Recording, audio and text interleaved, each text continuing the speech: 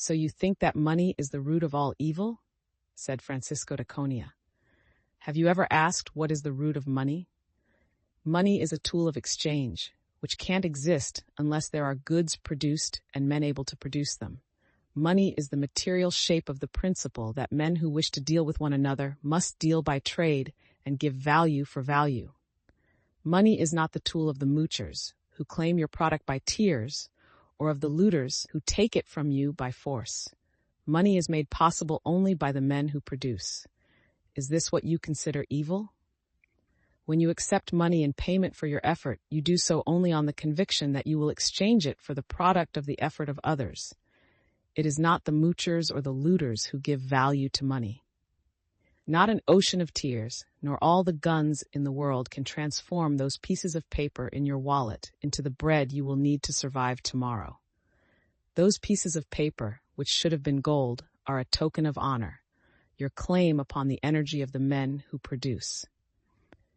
Your wallet is your statement of hope that somewhere in the world around you there are men who will not default on that moral principle which is the root of money. Is this what you consider evil? Have you ever looked for the root of production? Take a look at an electric generator and dare tell yourself that it was created by the muscular effort of unthinking brutes. Try to grow a seed of wheat without the knowledge left to you by men who had to discover it for the first time. Try to obtain your food by means of nothing but physical motions, and you'll learn that man's mind is the root of all the goods produced and of all the wealth that has ever existed on earth. But you say that money is made by the strong at the expense of the weak? What strength do you mean? It is not the strength of guns or muscles. Wealth is the product of man's capacity to think. Then is money made by the man who invents a motor at the expense of those who did not invent it? Is money made by the intelligent at the expense of the fools? By the able at the expense of the incompetent? By the ambitious at the expense of the lazy? Money is made, before it can be looted or mooched, made by the effort of every honest man, each to the extent of his ability. An honest man is one who knows that he can't consume more than he has produced. To trade by means of money is the code of the men of goodwill. Money rests on the axiom that every man is the owner of his mind and his effort.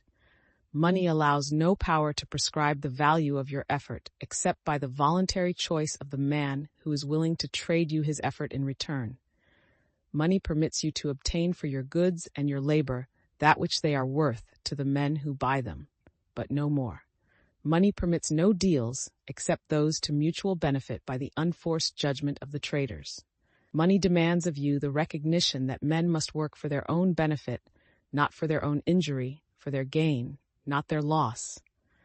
The recognition that they are not beasts of burden, born to carry the weight of your misery, that you must offer them values, not wounds, that the common bond among men is not the exchange of suffering, but the exchange of goods. Money demands that you sell, not your weakness to men's stupidity, but your talent to their reason. It demands that you buy, not the shoddiest they offer, but the best your money can find. And when men live by trade, with reason, not force, as their final arbiter, it is the best product that wins, the best performance, then man of best judgment and highest ability, and the degree of a man's productiveness is the degree of his reward. This is the code of existence whose tool and symbol is money. Is this what you consider evil? But money is only a tool. It will take you wherever you wish, but it will not replace you as the driver. It will give you the means for the satisfaction of your desires, but it will not provide you with desires. Money is the scourge of the men who attempt to reverse the law of causality, the men who seek to replace the mind by seizing the products of the mind. Money will not purchase happiness for the man who has no concept of what he wants. Money will not give him a code of values if he's evaded the knowledge of what to value, and it will not provide him with a purpose if he's evaded the choice of what to seek. Money will not buy intelligence for the fool, or admiration for the coward, or respect for the incompetent. The man who attempts to purchase the brains of his superiors to serve him, with his money replacing his judgment, ends up by becoming the victim of his inferiors. The men of intelligence desert him, but the cheats and the frauds come flocking to him, drawn by a law which he has not discovered, that no man may be smaller than his money. Is this the reason why you call it evil? Only the man who does not need it is fit to inherit wealth, the man who would make his own fortune no matter where he started. If an heir is equal to his money, it serves him. If not, it destroys him. But you look on and you cry that money corrupted him. Did it? Or did he corrupt his money? Do not envy a worthless heir. His wealth is not yours, and you would have done no better with it. Do not think that it should have been distributed among you. Loading the world with 50 parasites instead of one would not bring back the dead virtue which was the fortune. Money is a living power that dies without its root. Money will not serve that mind that cannot match it. Is this the reason why you call it evil? Money is your means of survival. The verdict which you pronounce upon the source of your livelihood is the verdict you pronounce upon your life. If the source is corrupt, you have damned your own existence. Did you get your money by fraud? By pandering to men's vices or men's stupidity? By catering to fools in the hope of getting more than your ability deserves? By lowering your standards? By doing work you despise for purchasers you scorn? If so, then your money will not give you a moment's or a penny's worth of joy. Then all the things you buy will become not a tribute to you, but a reproach, not an achievement, but a reminder of shame. Then you'll scream that money is evil. Evil, because it would not pinch hit for your self-respect? Evil, because it would not let you enjoy your depravity? Is this the root of your hatred of money? Money will always remain an effect and refuse to replace you as the cause. Money is the product of virtue, but it will not give you virtue, and it will not redeem your vices. Money will not give you the unearned, neither in matter nor in spirit. Is this the root of your hatred of money? Or did you say it's the love of money that's the root of all evil? To love a thing is to know and love its nature. To love money is to know and love the fact that money is the creation of the best power within you, and your passkey to trade your effort for the effort of the best among men. It's the person who would sell his soul for a nickel, who is the loudest in proclaiming his hatred of money, and he has good reason to hate it. The lovers of money are willing to work for it. They know they are able to deserve it. Let me give you a tip on a clue to men's characters. The man who damns money has obtained it dishonorably. The man who respects it has earned it. Run for your life from any man who tells you that money is evil. That sentence is the leper's bell of an approaching looter. So long as men live together on earth and need means to deal with one another, their only substitute, if they abandon money, is the muzzle of a gun. But money demands of you the highest virtues, if you wish to make it or to keep it. Men who have no courage, pride, or self-esteem, men who have no moral sense of their right to their money and are not willing to defend it as they defend their life, men who apologize for being rich, will not remain rich for long. They are the natural bait for the swarms of looters that stay under rocks for centuries, but come crawling out at the first smell of a man, begs to be forgiven for the guilt of owning wealth. They will hasten to relieve him of the guilt and of his life as he deserves. Then you will see the rise of the double standard, the men who live by force, yet count on those who live by trade to create the value of their looted money, the men who are the hitchhikers of virtue. In a moral society, these are the criminals, and the statutes are written to protect you against them. But when a society establishes criminals by right and looters by law, men who use force to seize the wealth of disarmed victims, then money becomes its creator's avenger. Such looters believe it safe to rob defenseless men once they've passed a law to disarm them, but their loot becomes the magnet for other looters who get it from them as they got it. Then the race goes, not to the ablest at production, but to those most ruthless at brutality. When force is the standard, the murderer wins over the pickpocket, and then that society vanishes in a spread of ruins and slaughter. Do you wish to know whether that day is coming? Watch money. Money is the barometer of a society's virtue.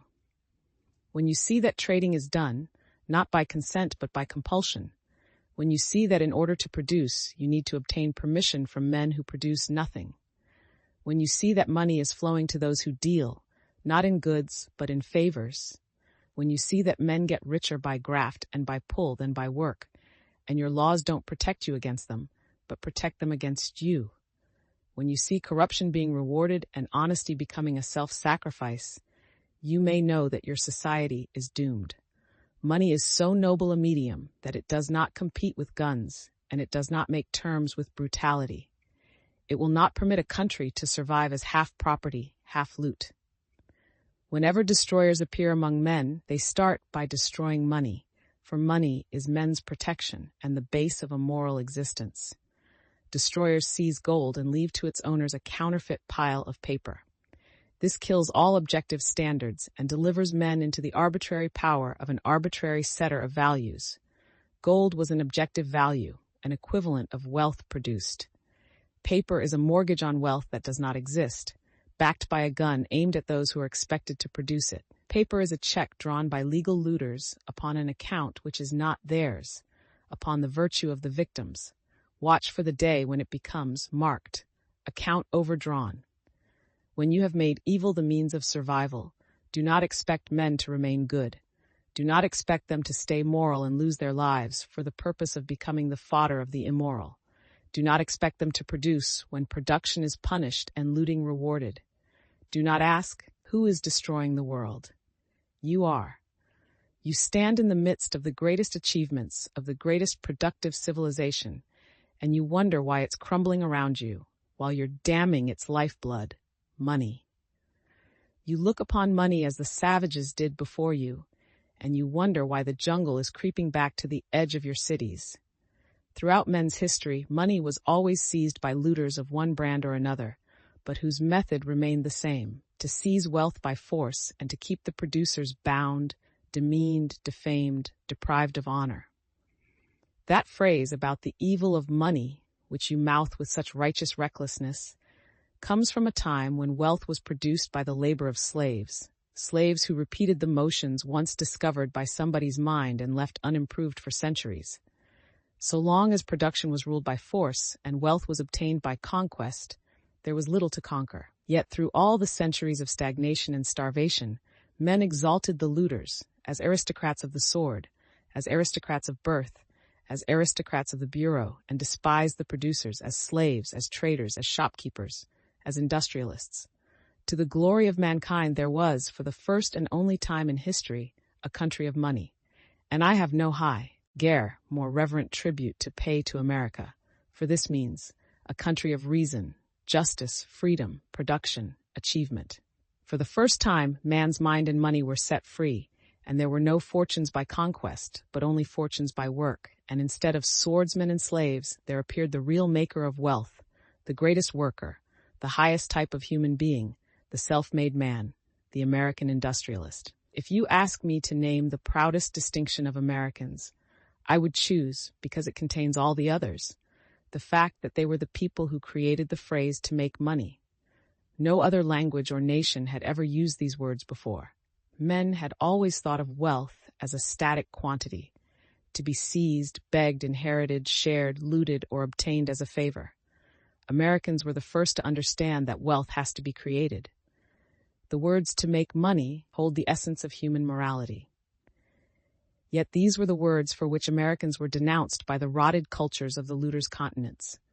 Now the looters' credo has brought you to regard your proudest achievements as a hallmark of shame, your prosperity as guilt, your greatest men, the industrialists, as blackguards, and your magnificent factories as the product and property of muscular labor, the labor of whip-driven slaves like the pyramids of Egypt.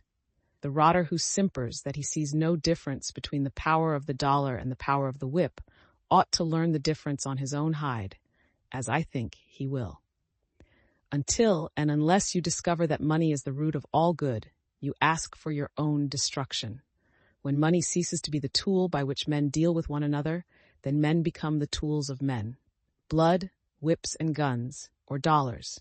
Take your choice, there is no other, and your time is running out.